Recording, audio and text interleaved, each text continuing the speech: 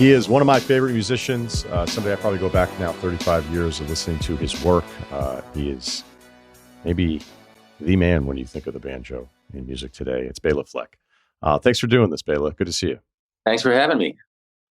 So I guess it probably starts with a lot of interviews this way because you're a little kid and you're like, all right, the guitar's cool. The banjo sounds cool, but maybe the guitar's cooler. But why the banjo for you? Because the banjo's cooler. No, it's really bizarre. It's a question that I still try to figure out because I grew up in New York City on the Upper West Side in the 60s, born in 1958. So, banjo music was not going on. It wasn't a pop culture thing really right then. And if it was, people laughed at it up in New York. It was a joke. And people didn't really understand where it came from. That it was actually it came from Africa, and that it was in the beginnings of jazz, and Louis Armstrong's music and stuff like that. People only knew about like dueling banjos, and male rape scene and hee haw, crackers with hay bales and all that kind of stuff, which is part of the history of the banjo and a beautiful part of it. In fact, I wouldn't play banjo if it wasn't for Earl Scruggs and bluegrass. But there's a lot more to the story that really is quite late in the story. So anyway, I found a banjo. Took me till I was 15 to actually find one, but I started hearing banjo when I was 5 or so, and it just blew me away. I didn't know what it was. I didn't care about the country aspect of it. I just liked the sound of that banjo. I didn't know what was going on. Yeah, it is. It's such a distinct sound, obviously, right? And I think it's intimidating. It feels like, okay, if you play guitar and you go, okay, well, I could probably figure this out. Now, granted, if you can't finger pick, that it would just be like a completely different language. But I imagine it intimidates a lot of people because it feels like such a harder starting point. Yeah, and it intimidated me. Like I said, I heard it when I was 5, and I found out what it was eventually, but I never had the nerve to think I could play it. I just became a fan of it. It was so impossibly perfect, and yet it had this connection to ancient tones, and something about it is old but yet almost computer perfection. And I never thought I could play it, so I never got one. But then I went to guitar, the second best instrument around, and started learning a bit about the guitar. And then just by fluke, my grandfather got a banjo for me the day before I started high school. I went to visit him in Peekskill, New York, and he said, "Oh, I found this at the garage sale, and maybe you'll like it. I know you like the guitar." And it was, oh my God, I was flipped out because I hadn't even told anybody I loved the banjo. It was like my secret. And there's one just drops into my lap. And on the train home back to the city, there's a guy who taught me how to tune it up and gave me a little lesson. And I turned into a type B guitar player and into an A banjo player, in that I played the guitar and I liked it. One of those kids, he likes music. When I got the banjo, I was obsessive. I couldn't turn it off. I didn't want to go to school. I didn't want to do anything but play the banjo. And in 3 years, I was at a professional level. So it was very fast. 3 years. My God. Yeah, I went right into bands and started touring in very able groups. So it was like I was supposed to. All the guitar definitely gave me a lot of background and physicality that I could apply to the banjo. But it was that, yeah, the type A, the juice was getting turned on like that really made a difference. So in those 3 years, were you working with anyone, or were you just how? Like, give me the crash course of those 3 years. Right. So the first thing you do if you're in New York City and in 1973 is you get the Pete Seeger book, which is like a very small banjo book, but it has a lot of basics. It has a little bit about Scruggs style. It has something about clawhammer, which is a old style more based on the African way of playing, and some calypso banjo, and it's really interesting actually, but very, very brief. And then from there, you're going to get the Earl Scruggs book, which is the Bible for a lot of people. But then I started taking lessons from a banjo player named who played in a group that Pete Seeger had left called the Weavers, and some reason I'm spazzing on his name, but anyway, this banjo player taught me for maybe about 8 months, and then he said, "Oh, you need to go on and take lessons from this guy in Brooklyn. I've taught you all I can." So in a matter of months, I was sent off to Brooklyn to take lessons from this guy who was an expert on all the bluegrass styles, basically, a guy named Mark Horowitz, and And then he started playing me the music of a guy named Tony Trishka, who was like the most forward modernist banjo player of the time, and still is in a lot of ways one of the really truly great innovators and still playing great. And he became my teacher. And so now I was studying with like the top modernist artsy banjo player of the time, and I basically learned to play just like him.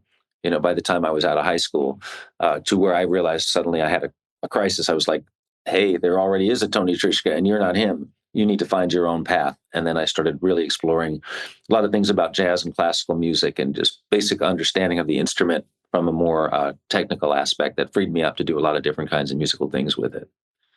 Yeah, I think like a lot of people as a listener, I started with the Flecktones, early on, and then you kind of would work your way back to some of the other stuff. Because once we all fell in love with you, it was like, okay, did this guy just start? It's a silly thing to ask at the time, but I was in high school. It's like, did this guy just go straight jazz? And it's like, because when you think about the banjo, you think, okay, it's the bluegrass lane, and then you're going to stay in this lane. So I was always really interested in the influences where clearly you can do both, and you've done both throughout your entire career.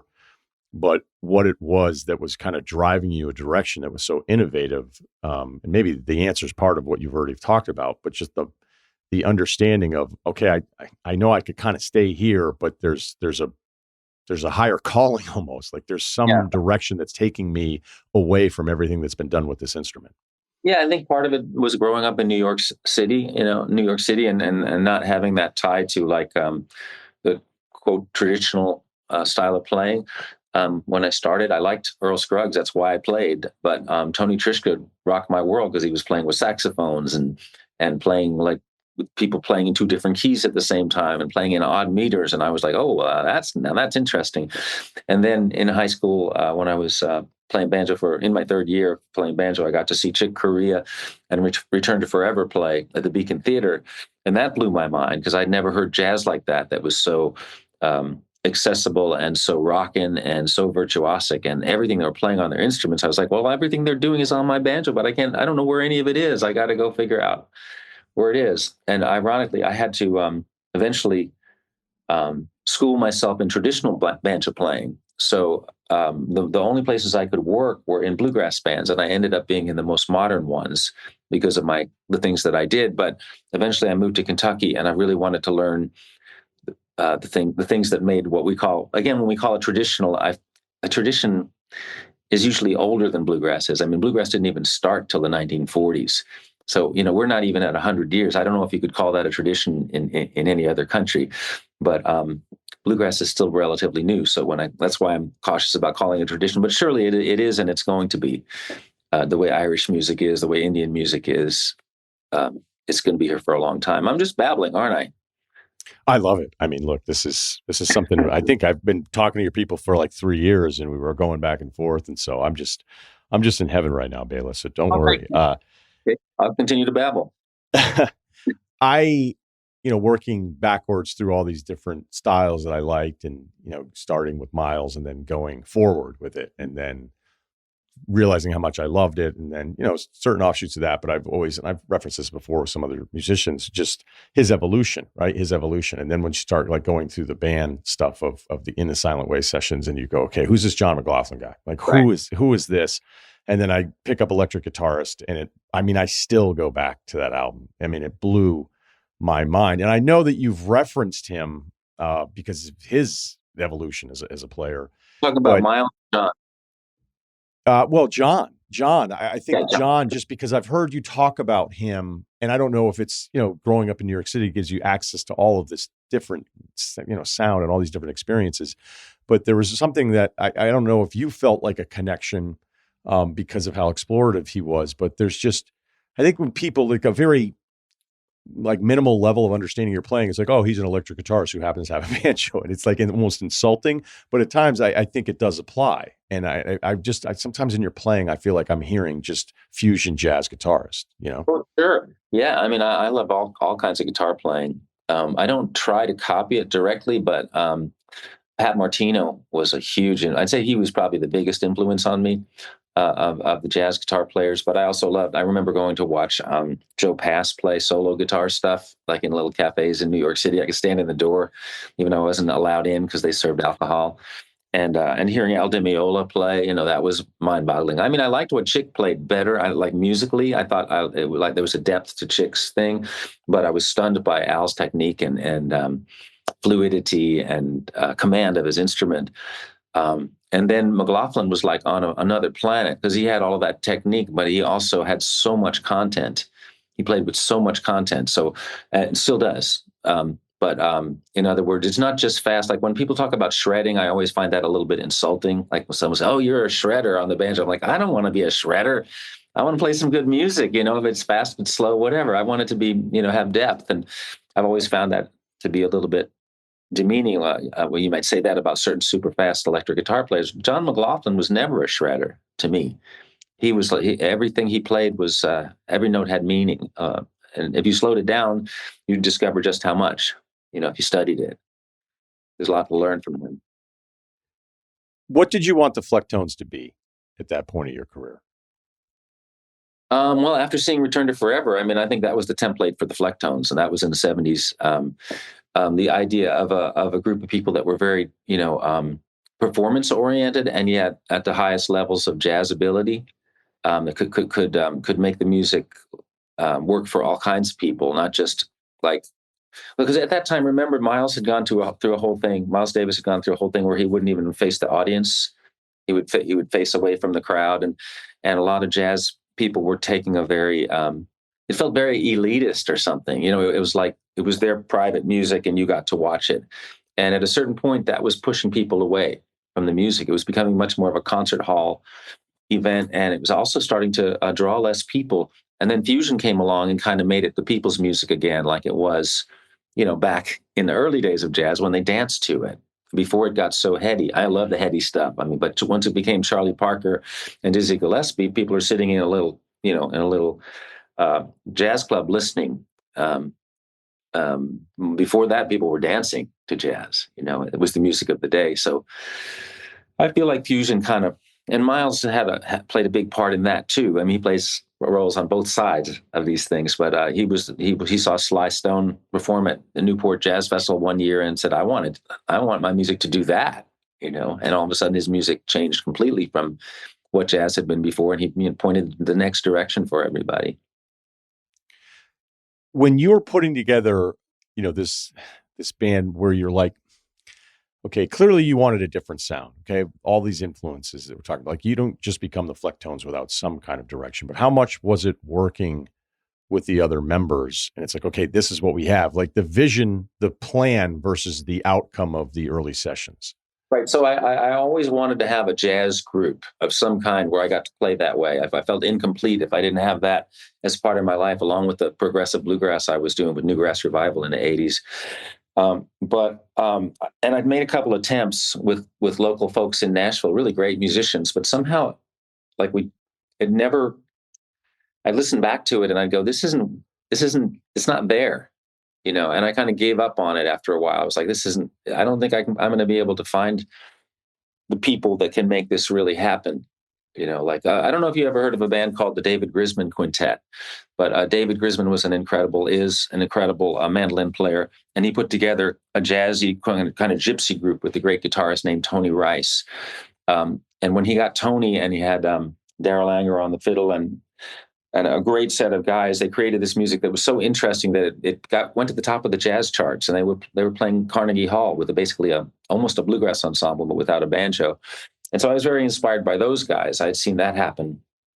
I remember Grisman would always say, people would ask him, how'd you think of to put this group together? And he says, I don't know. Everybody just showed up one day, and I just knew what to do with them. It's very much like this with me. I'd already kind of given up on this whole jazz thing. I didn't think it was going to work because I hadn't been satisfied with what I'd been able to do so far. And then I get this call from Victor Wooten on the phone, a cold call from someone I've never met, through a friend of his who I knew, who was fiddler, who had worked with him at Busch Gardens. The Wooten brothers were all working at Busch Gardens, in the Oompa band and in the country band and whatever band needed them. That was their, one of their main gigs. And so he said, hey, I've got this bass player here, and I'm going to get him to play over the phone for you. And Victor started doing this stuff, this tapping stuff, this thumping stuff, this arpeggiated stuff. I'd never heard anything like it on the bass before, and I was just kind of stunned. And but at the same time, I said, okay, well, what's that got to do with me? And Kurt said, I don't know. I thought I'd bring him over and you guys could play a little bit. I was like, well, okay. Because again, I had kind of given up on my jazz dream. In comes Victor, and we start playing. And 3 hours later, we're like just having the time of our lives playing together. It was one of those amazing jams, some moments in life that there's before and after. And now Victor was there. And like with Victor, I was like, wow, with a guy like this, there's something to build on here, There's something to build on. And then I remembered Howard Levy, who was the harmonica player, piano player who I'd met, who was like on the folk scene, like a jazz musician who was on the folk scene, who was the most amazing harmonica player I'd ever heard, and played chromatic harmonica music on a diatonic harp. He'd figured out how to overblow all the notes to any note he wanted and could play two different lines at the same time on a harmonica by blocking the blocking the notes in the middle with his tongue, to do it all while playing the piano. Had an incredible jazz sense. I was like, wow, Victor and Howard, that would actually be something. And it was just a matter of somebody got in touch with me and asked me if I would like to do a gig. It was a television show. Said, would you like to do this, a 1-hour television special about, modern banjo playing? You could do whatever you want. And then I thought, wow, I could put these guys together and we could try something. And that was where the Flecktones started. And then I needed a drummer. And Victor was in town, and we were, going around hearing different people play in clubs. And I'd say, what do you think about that drummer over there? He's pretty good, right? And Victor would say, yeah, but you should hear my brother. And then the next night we'd be hearing somebody else. Oh, he's got a good pocket, right? He's like, yeah, but you should hear my brother. And this went on for a while. And so finally I was like, all right, let's call him up. And so we called him up, and we had this incredible conversation about odd meters and things that he understood. And I was like, well, this guy's wild. And so he came to town to do this television show, and we threw it together. We did 5 songs, very highly unrehearsed, and it just blew the audience away. We were all sort of stunned. It was like a huge explosion. And it was just wild. And that was one of those life turning points. That's when I knew I was going to, be leaving Newgrass Revival that I'd been in for 9 years, and diving into the unknown, into this band with these guys. It was everything I dreamed of, a bunch of equals, people I could study from. I could learn from every single one of them. They could learn from me. They could make my music sound natural. When I tried to teach my music to bluegrass musicians, even the top musicians, they always had this thing they would say, too many brains, Béla, too many brains. You need to write music with less brains. It's kind of like in Amadeus when the king said, too many notes, Mozart. When Victor was pitching his brother Roy, were you aware of Roy's style and the fact that it was very electronic? I mean, this is not somebody who's sitting down with a traditional drum kit. No, I mean, I knew, well, the thing is, I knew he was working on this weird drum kit, and I was very suspicious that this was insanity. But I also knew from this guy, who had the fiddle player who had introduced, Kurt Story had introduced me to Victor, and he said, every one of these brothers is as good as Victor. All 5 of them are stunners. And so I knew that if it didn't work, if he came to town, we started rehearsing, and this weird drum guitar thing he was working on was a big, bomb, we would just get a drum kit and he could play the gig, and it's 5 songs and it'd be over and we'd all go on with our lives, But it was not a fluky, flaky, weird thing. It was a great, brilliant, genius thing he'd come up with, and he could play it. Because I've always wondered, I listen to live art all the time. I still love it. And there's moments where if I'm in the car and I'm listening to it, I forget it's a live album. I'll forget because it's so, I think this, how clean you all are as performers. And there's also this level that you're all at where I wonder, like, in sports, you could say, hey, this guy's really talented. This guy's the best guy. This guy's the best guy, but it doesn't necessarily always work. So I'm sure you could put together the most brilliant musicians who understand everything, can read, can improvise. But if you're with these people, is it is it your individual talent figuring out a way to work out, or is it a chemistry thing where I think you're alluding to it a bit, where it just immediately you feel, okay, this is what I've been looking for, because everybody could rave about everyone's individual talent. But I wonder if that's a chemistry that is instant or develops, because whenever I listen to any of the live stuff, I'm constantly shocked. I'm like, I can't believe how tight this still is, even though it's a live performance. Right. That's kind of the magic about rhythm. Like I'm very activated by rhythm, and if rhythm isn't solid and tight, I suffer as a banjo player because I'm basically a percussionist, and every note I'm playing falls, is very clear. And so with all the music I've done, I've always put a very high priority on articulation and clarity. And I think when music is very busy and complicated, it's even more important that it's extremely clear. And so that's one of the things I always fight for in rehearsal and in planning and in writing music is how can I make this groove? How can I make this feel like something? How can I make it precise so that if you're going to do like subdivisions of 5/4 or 11/whatever, the things that Future Man can only do that none of us know what he's doing, it only works if it's very clearly stated. So I think that's part one. The other part is everyone had like when I started playing with Future Man and Victor, we started rehearsing.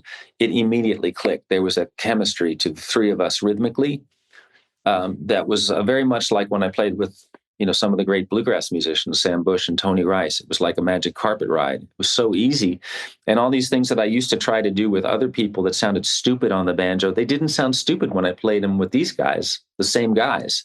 So there was some kind of chemical thing going on with us that we all had a very good sense of internal rhythm, not just the big beat, chink, but all the little 16ths. You could feel them even when you didn't play them. We could all feel them together, even if no one was playing them, which meant we could lock up, on any kind of beat almost perfectly because of that awareness. Howard was more of a jazz player. He has excellent time, but I wouldn't say he had that that sort of mathematical way of playing that the other guys have.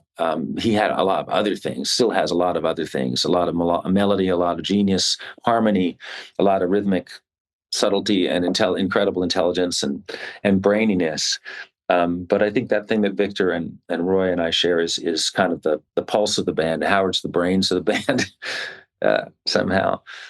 The other thing is that I never, I don't say never, I avoided as long as possible telling anybody anything about the tunes when I showed up to them. I would just start playing them. And I wouldn't say, here's a chord chart, Victor, play these bass notes. I would say, what do you think the chords are?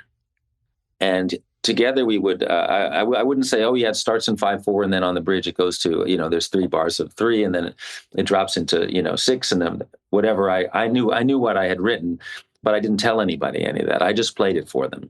And they would find their own way to play this music and find their own parts. And then if I, if I heard what Victor was doing, I said, I'm sorry, Vic, I really need a C sharp right here, but everything else, keep what you're doing. What we ended up with was something that where each musician owned their part. They weren't told what to do. They didn't have somebody explain to them what to do. They just found their own musical parts. And when me and Future Man and Victor had figured out what we wanted to do, Howard would actually come in with a pen and paper and say, let me see what you're doing here. And he'd write it out and say, oh, if you're doing this and you're doing this, then I can do this kind of harmony here. The melodies can go this way, now, that kind of thing. So again, he was the brain. He looked at it from a more cerebral point of view. The three of us were just trying to find something that worked and felt good to all of us. But the upshot was that everybody owned what they're playing. I love this part of it just because, I can just imagine the record executive talking to the person that's bringing you in and they're like, what are we doing?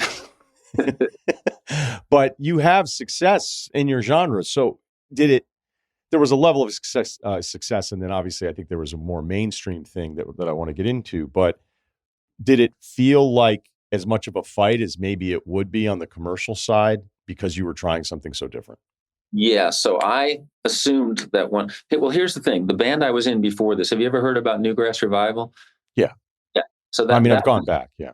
So Sam Bush had that band long before I joined it, and it was a very highly creative band. They did tunes in odd meters. They had the extended jams. They were some of the first kind of jam grassers.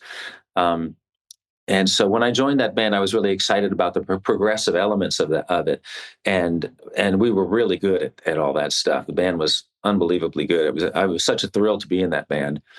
Um, but we got signed to a country label. We had great vocalists, like really great vocalists in the band. Um, John Cowan was, a stellar vocalist who, should have had his own pop stardom. But so we were assigned to country Nashville, and trying to do singles that would work on country radio, and sort of in my opinion, cheapening the music that they had created long before I joined the band by trying to make it fit this format for DJs and people that really didn't care about playing. Country music is all about the song and the singer. Um, so I was pretty frustrated with that. So when I decided to do this and leave that group, I was leaving what I thought was a highly commercial situation, for something very esoteric. The weird part is that my weird esoteric band started doing so well. I mean, we suddenly we were getting all these gigs that Newgrass was trying so hard to getting to play with Bruce Hornsby, getting to be on the Tonight Show, opening up for Take Six, and being on shows at Carnegie Hall with Stevie Wonder. We were so weird that people just wanted to put us on the show to get a laugh, and then my hope was that we had good enough music that once they had their little laugh about the banjo player and the weird drum guy, they would realize that the music was kind of cool. Maybe they would find a place for it in their life. And that's kind of what happened. We had a good first bang. When you first saw it, you were going to remember it. You know, but there's lots of novelty stuff that you never remember after that. The cool part was that people, fell in love with the music and stuck with us and became fans, and that was really a incredible turn of events. What did it mean for the band then? Because I think it's whether it's jam band adjacent or kind of the lumping in of all these groups that happened in the '90s, but I wouldn't exactly think of Dave Matthews as a jam band, but whatever label you want to put on this stuff. But the entrance into that world, it's like, well, these guys are touring with Dave Matthews. They're playing with Fish a couple different times. What did that do for the scope of the awareness of what the kind of work you guys were doing?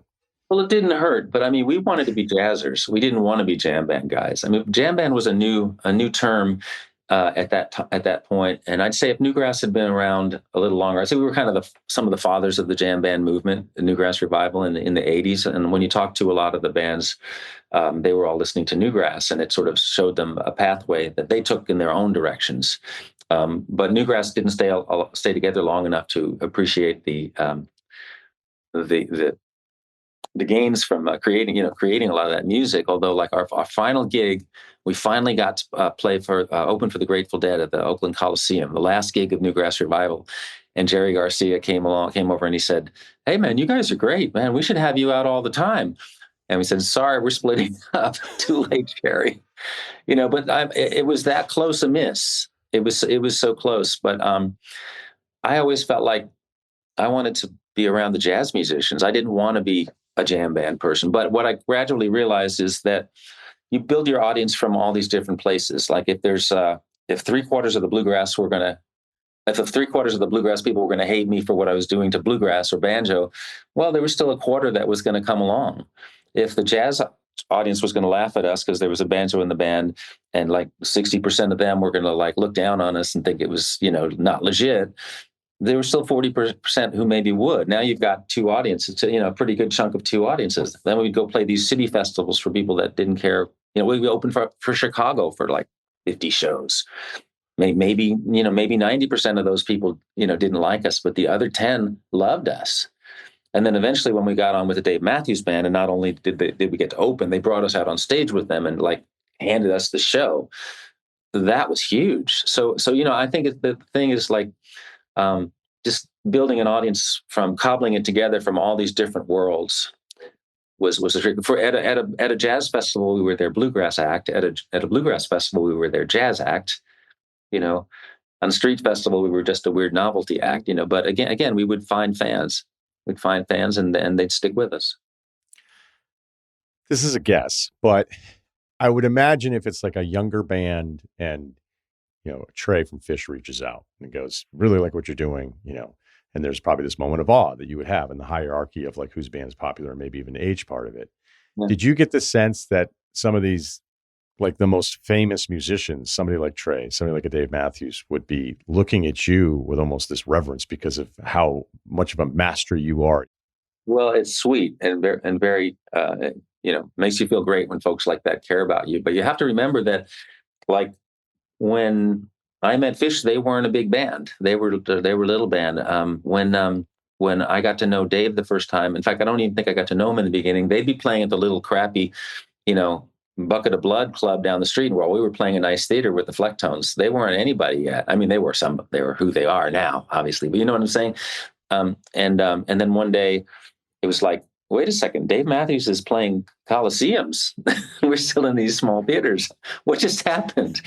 And so for the longest time, they were like, hey, would you come out and do some shows with us? And we're like, oh, man, I don't know if we have time, man. We're busy. The calendar's so busy. And finally, we found them in the time. It wasn't like they were these gods back then. They were these young guys that we were watching come up from below, and then they went up to the stratosphere. And then, luckily they liked what we did and invited us for some of the ride, and it was really, really fun to be part of and see. So there was one tour called the Horde Tour way back that the Blues Traveler put together, and we got to do 4 dates with them, an aquarium rescue unit, and Fish was on some shows. We weren't on those ones.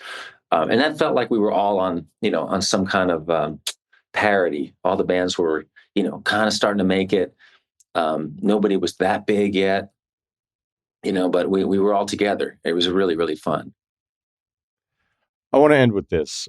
Do you have to be obsessed to reach the level of mastering an instrument the way that you have, the way you talked about it once you first got that banjo? Do you have to be at that level to get to the level you ended up at? Yeah, I do. Not everybody else does. I don't necessarily recommend it. Um, I'm probably a little on the spectrum somewhat. I'm very happy to work on stuff for days by myself in a room, and that doesn't give you the best humanity skills. You got to work on those when you come out of the room. But I love working hard on music. I love working really hard. Honestly, I think some of it has to do with a rough childhood, like parents that split up, in some low self-worth, and then I found this thing that made me feel really good, like I had something meaningful to do, and I got addicted to it. It made me feel good. As long as I keep on playing and working at it, as long as I'm good to the banjo, it's good to me. So the biggest change for me has been having kids, when all of a sudden, for the first time in my life, there's something more important than music and the banjo, that my uh, what I need to be able to do for these guys is more critical. And so now I'm having that different experience here later in my life of trying to put things into a different perspective.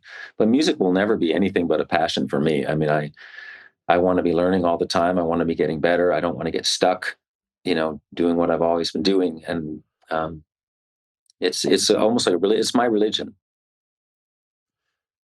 Did we end up, because I was reading about this at the time, because your wife, who is a banjo player, like the joke was always that you would have this banjo god. So where are we on the timeline of one of the offspring? Yeah, so becoming... offspring number one, his looks like he's going to be maybe the next Tiger Woods, possibly. Isn't it like, what was that show where the dad was a hippie, so the kid became like a businessman? Family Ties? Yeah, it's kind of like that. So he's like, yeah, I'm going to be a golfer. You stick to your banjo thing, Papa. I'm going to be playing golf. But so he's an amazing golfer. Really, he's been good ever since he was 2 years old, and now he's playing the fiddle. Thank goodness! And he's playing Celtic music and bluegrass, and he's coming on strong. And I don't know, whatever he wants to do that makes him happy, I'm good with. But I love that we can share music now. We can sit around and play tunes, and he can go to jam sessions and find a way to play along, and he can lead some tunes, and he can sing, and so it's pretty wonderful. The little guy, we have a 7-year-old as well, and he's actually kind of great on the drums, and he sits around at the piano. He puts a block on the he used to put a block on the hold pedal so the piano would ring, and he would just go into soundscape mode and create this incredible music. And any time you'd ask him to do it in front of anybody, he wouldn't do it. It was always just for him. So he's not like performance oriented, where Juno, the older one, he loves to practice something and go out in front of people and get applause. So I don't know. We'll see. They'd be a great pair in a band, actually. Well, the banjo world patiently awaits. So Um, obviously, well, I I don't know. have, I don't have banjo offspring, but I do have a camp now where I have this year we had 120 students. This is our 6th year, and a lot of kids are coming to that. So there is hope. There is another. There are future great young banjo players coming up fast, and I'm really excited about the community we've been developing. Do you ever think about that? How many young people you inspired to take on an instrument they never would have thought about? Hmm. I do occasionally in a glancing way, but I don't feel like it helps me be a better musician to sit around and think about my successes. You know what I mean? It's like I think what Yeah, honestly, I think it would be a weird answer if you were like, yes, regularly, once a week, I think about what I've yeah done for the world. yeah I just feel like it's not it'll only lead to complacency and less focus on what I have to do and what I'm trying to achieve, which is it's always a lot of work to get the music the way I want it to be, either in practice or in recording. So I love it when people care about what I do. I think it's a real treat to me that anybody cares about something that I love so passionately myself, that anybody can join me in that and be infected by it is awesome. And it happened to me, people like Chick Corea and Matheny and John McLaughlin and Miles and Bill Monroe and Earl Scruggs, they all lit me up. So I know that that's the natural outcome if you live to a certain age and get to a certain point with your music. So I'm appreciative of it. I also see it as a very natural syndrome, and some of that should be happening, but I shouldn't be taking a whole lot of notice of it. I should be thinking about what I got in front of me. For those that are excited about the Beat Trio, I was reading through some of the press release stuff. Like those of us that have loved everything that you've done, like what should we expect? Since I know you're kind of branching out a little bit. Yeah, Beat Trio. It's hard to say. Try to say it 10 times fast.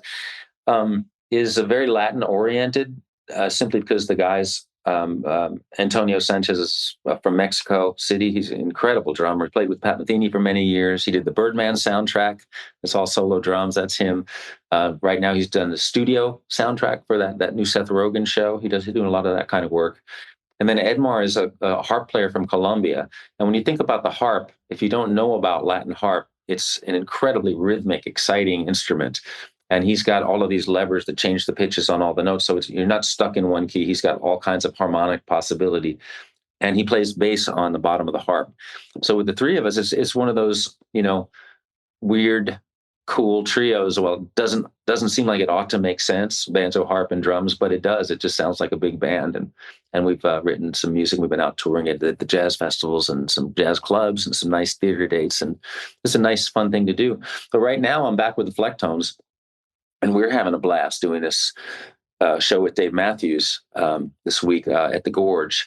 But we're also getting back together to do a Christmas tour. And we're going to have Jeff Coffin, who used to play with us, who's with Dave Matthews now, joining us with our group, and also a Tuvan throat singer from Tuva, which is in Russia, doing Christmas music at the end of the year. So that's really exciting too. That's fun because we made a Christmas record.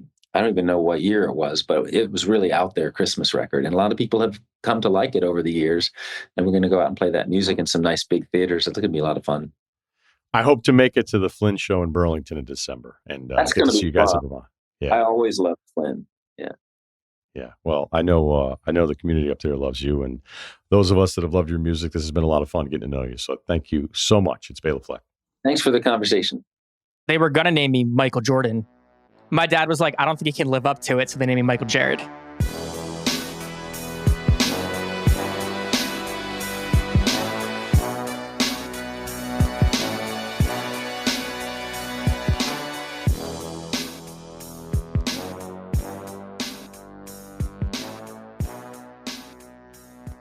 Must be 21 and older and present in select states. For Kansas, in affiliation with Kansas Star Casino, or 18 plus and present in D.C., Kentucky, or Wyoming. Gambling problem? Call 1-800-GAMBLER or visit rg-help.com. Call 1-888-789-7777 or visit ccpg.org/chat in Connecticut or visit mdgamblinghelp.org in Maryland. Hope is there. Visit gamblinghelplinema.org or call 800-327-5050 for 24/7 support in Massachusetts, or call 1-877-8-HOPE-NY or text HOPE-NY in New York.